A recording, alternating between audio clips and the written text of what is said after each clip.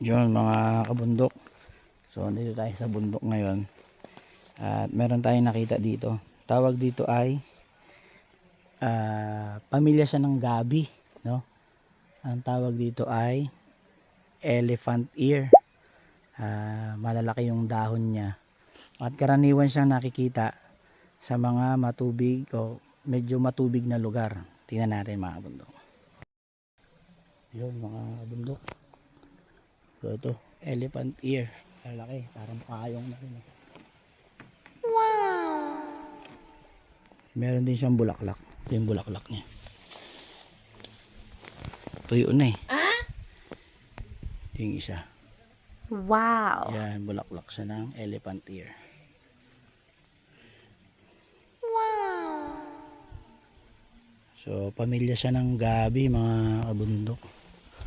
Ayan o, malalaking dahon. Ang lalaki. So, yan o. Pwedeng pang payong. So, karaniwan siya nakikita sa mga matubig o malapit sa tubig. Ito kasi may tubig dito. Yan. May tubig dyan. So, meron din dun mga kabundok. Ayan o. Yan, elephant ear. Malalaki yan. Pamilya ng gabi. Ayan. Tsaka ito. Ayan o, laki o. Ayan.